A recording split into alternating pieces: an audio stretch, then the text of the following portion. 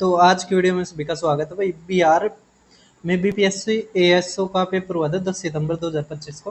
तो ये काफ़ी इंपॉर्टेंट पेपर है। आपके आगे बहुत सारे पेपर होंगे, जैसे बीएसएससी सीजीएल का होगा, या उसके अलावा और भी बहुत सारे पेपर होंगे, क्योंकि इलेक्शन का टाइम है। तो उन सभी के लिए ये पेपर इम्पोर्टेंट है। तो आप सभी ने इस वीडियो को ज़रूर देखना है। इसमें जो भी क्वेश्चन आए हैं मैथ के, मैंने सारे के सारे ऐड कर रखे हैं, और क्वेश्चन काफ़ी आसान भी हैं और कई मुश्किल भी हैं। तो 16 क्वेश्चन है, ठीक है। तो इन 16 को हम करते हैं एक एक करके। उससे पहले ये पीडीएफ और इसका ऑफिशियल पेपर था, हिंदी और इंग्लिश दोनों की, मैंने अपने Telegram channel maths by Deepak Sharma पे डाल रखा है। तो आप देख सकते हैं जाके वो भी। उसके बाद जैसे आप मेरे चैनल पर जाओगे दीपक शर्मा मैथ्स, वहाँ पे बिहार पेपर्स दिखाई देगी आपको प्ले लिस्ट।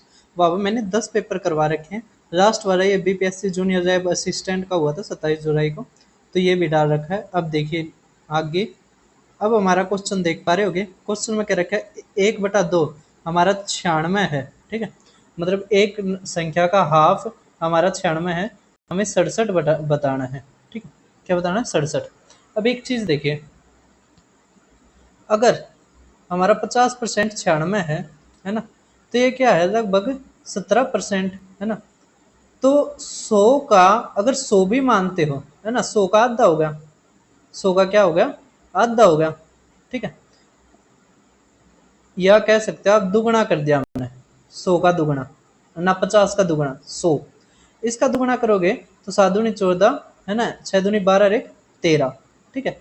तो 134 तक हमारा छोटा ही आएगा, तो 128.64 हमारा ऐसे ही आंसर आ जाता है ना, हमें करने की जरूरत भी नहीं है, ठीक है। ठीक है, हम इस लॉजिक से इसको आसानी तक कर सकते थे। हमने 96 की जगह 100 माना, ठीक है।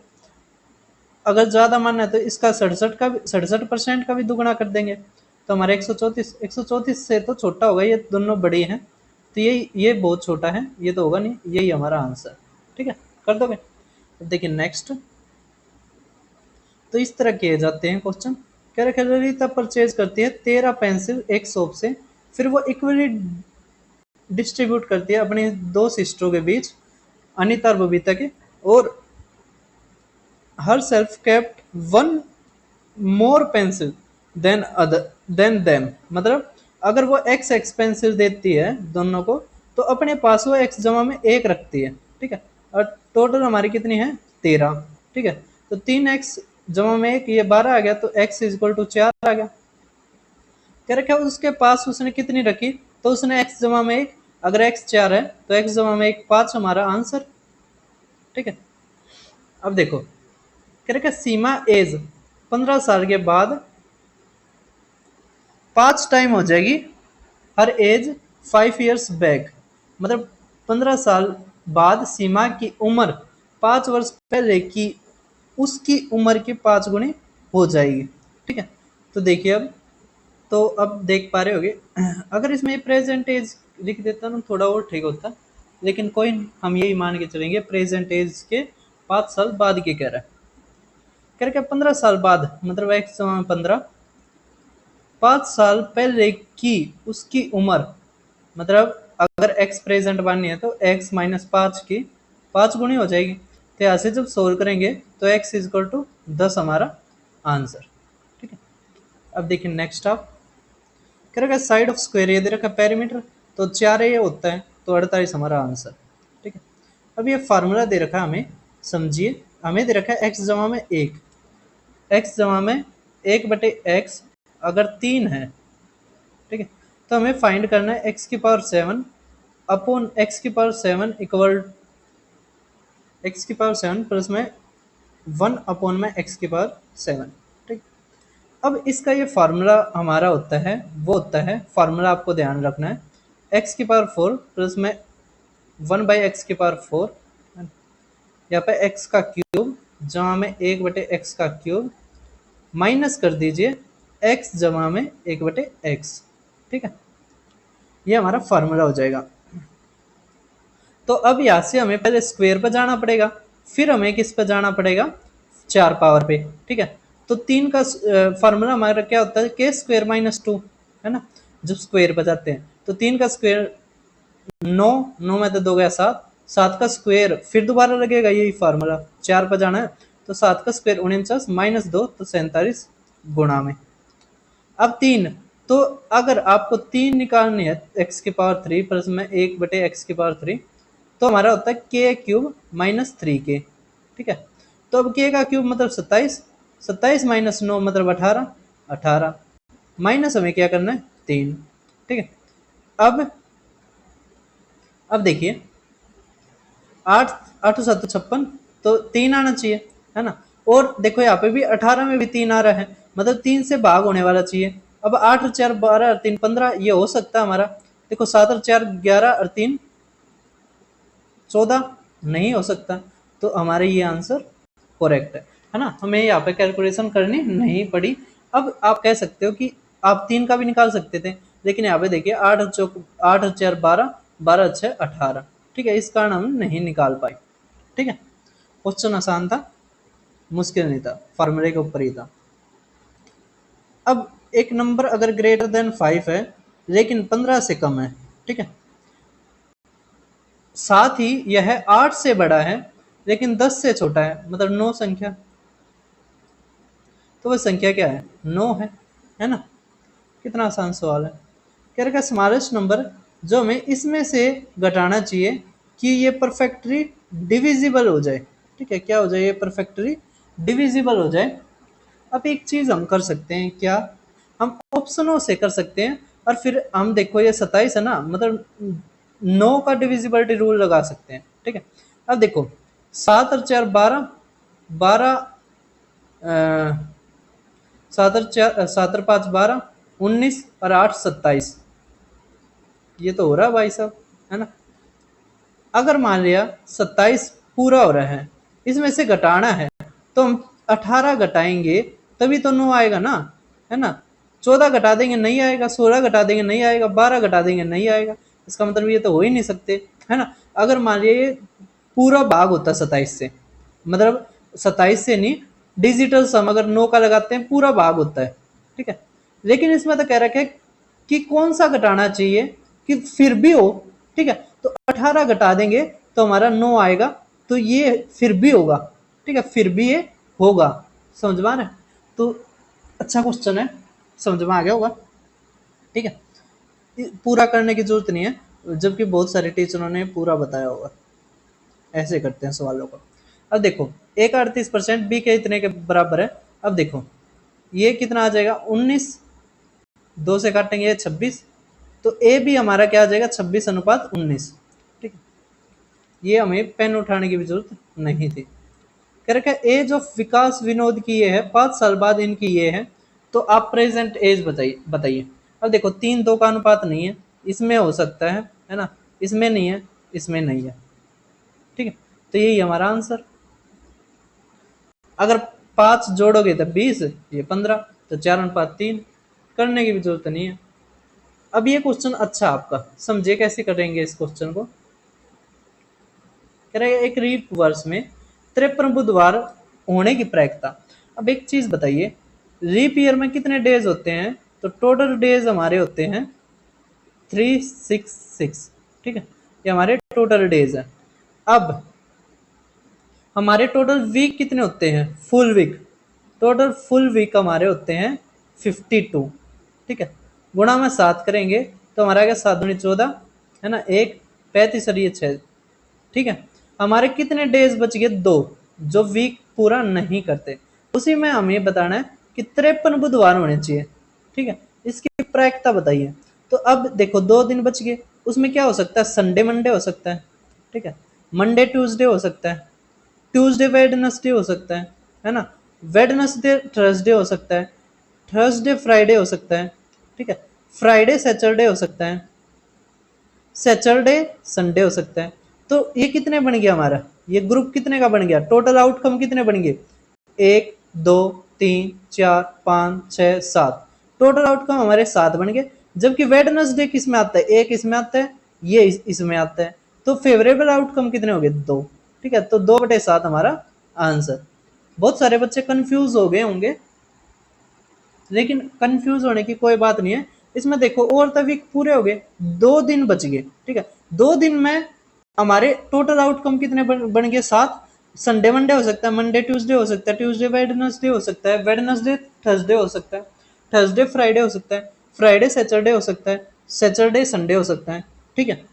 तो टोटल आउटकम हमारे कितने हो गए, 7। और फेवरेबल हमारे कितने हो गए, 2, है ना। यही तो हो गए कि ट्यूसडे वेडनेसडे हो जाए या वेडनेसडे ट्यूसडे थर्सडे हो जाए, है ना, वेडनेसडे थर्सडे हो जाए। अब अगला देखिए, कह रहा है कंपाउंड इंटरेस्ट सिंपल इंटरेस्ट से 1.2 रुपये ज्यादा है, एनुअल रेट ऑफ इंटरेस्ट 4% है, ठीक है। सिंपल प्रिंसिपल अमाउंट मतलब मूलधन बताइए, मतलब 100% बताइए। अब एक बात बताइए, मैंने ये सीधा बता रखा है कि जब कंपाउंड इंटरेस्ट और सिंपल इंटरेस्ट का जब डिफरेंस आए, आपने कुछ नहीं करना, रेट का 2 बार गुणा करो और 100 तक भाग कर दो, कितना आ जाएगा, 0.16। अब हमें 0.16% हमें किसके बराबर दे रखा है, 1.2 रुपये, ठीक है। हमें निकालना 100 रुपये, तो बटे में गुणा में 100 बटे में 0.16, ये भी ऊपर जाकर गुणा हो जाएगा 100 से, ठीक है। अब देखो ये पॉइंट गया, ये कट गया, ये आ गया 3/4, ठीक है। ये हमारा 25, तो 25 गुणा में 3 75 रहेगी 0, तो 750 हमारा आंसर, ठीक है। अब देखिए नेक्स्ट, कह रहा मोनोसाइकिल सिटी ए से बी तक 18 किलोमीटर प्रति घंटा, और जबकि रिटर्न बैक सिटी बी से सिटी ए 12, तो एवरेज स्पीड बताओ। तो कोई दिक्कत नहीं है। अब क्या करते हैं हम कि है ना, जो हम टोटल डिस्टेंस मानते हैं वो हम 18 और 12 का हम क्या करते हैं, एलसीएम मान लेते हैं। तो टोटल डिस्टेंस हमने जो मान ली वो मान ली, नहीं एक तरफ की हमने मान ली 36, ठीक है। एक तरफ की हमने मान ली 36। अब ये गया है तो 36, आया है जब भी 36, मतलब 36 गुणा में 2 मतलब 72 बटे में। अब अब हमें स्पीड निकालनी है, औसत एवरेज स्पीड। तो total distance upon total time. अब टोटल टाइम तो दे नहीं रखा, तो हम यहाँ पे भी डिस्टेंस बटे स्पीड, डिस्टेंस बटे स्पीड कर देंगे। अब यहाँ से कितना आ गया, 18 दूनी ये 3, ये 5 आ गया, तो 72 बटे में 5 मतलब 14.4 किलोमीटर प्रति घंटा हमारा आंसर, ठीक है। कर दोगे। अब देखिए नेक्स्ट, करेगा 3 मेटल क्यूब्स हैं जिनके एज की रेंज 3 4 5 है, उनको मेल्ट करके एक बड़ा क्यूब बनाया जाता है। कि हमने ये एज्यूम किया कि कोई मटेरियल इसमें लोस्ट नहीं हुआ मेल्टिंग के टाइम पे, तो एज लेंथ बताइए रिजल्टिंग क्यूब की, कोई दिक्कत नहीं है। अब इसमें क्या होता है, सीधा फार्मूला, सीधा अपना आंसर याद रखना 6, ठीक है। कैसे, 3 का क्यूब जमा में 4 का क्यूब जमा में 5 का क्यूब इक्वल टू ए का क्यूब, ठीक है। अब ये किसके बराबर होता है, 6 के क्यूब के, ठीक है। तो 6 सेंटीमीटर हमारा आंसर। ये काफ़ी बार आता है, मैंने काफ़ी बार करवा रखा है। 80 कॉपीज का जो कॉस्ट है वो 600 है, तो 300 कॉपी, कोई दिक्कत नहीं है। 600 गुणा में 300 बटे में 80, ठीक है। जीरो से जीरो गया, ठीक ठीक है। 8 8